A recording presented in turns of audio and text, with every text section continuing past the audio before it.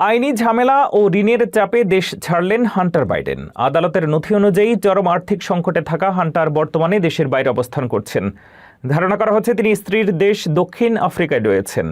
Joe Biden ক্ষমতা ছাড়ার 1 বছরের মাথায় $17 মিলিয়ন ঋণের বোঝা মাথায় নিয়ে হান্টারের এই দেশ ত্যাগ নতুন আলোচনার জন্ম দিয়েছে। আইনি জটিলতা আর বিপুল ঋণের ভারে জর্জরিত হয়ে মার্কিন যুক্তরাষ্ট্র ছাড়লেন সাবেক প্রেসিডেন্ট জো বাইডেনের ছেলে Hunter Biden. Joe Biden White House ছাড়ার মাত্র 1 বছরের মাথায় হান্টার বাইডেনের এই দেশ ত্যাগের খবর সামনে এলো। বর্তমানে তিনি কোথায় অবস্থান করছেন তা নিয়ে শুরু হয়েছে জোর গুঞ্জন।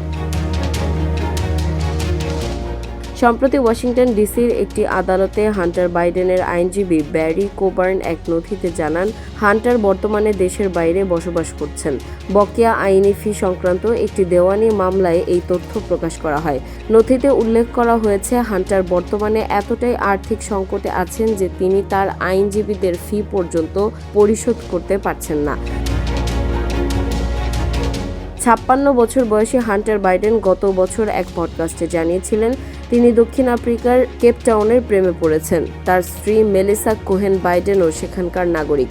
ধারণা করা হচ্ছে আইনি ঝুঁকি এড়াতে তিনি বর্তমানে কেপটাউন এবং যুক্তরাষ্ট্রের মধ্যে যাতায়াত করছেন।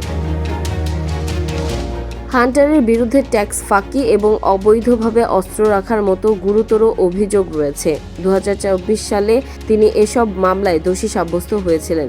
গত বছর তিনি নিজেই জানিয়েছিলেন তার ওপর প্রায় $17 মিলিয়ন বা প্রায় 200 কোটি টাকার বেশি আইনি ফির ঋণ রয়েছে।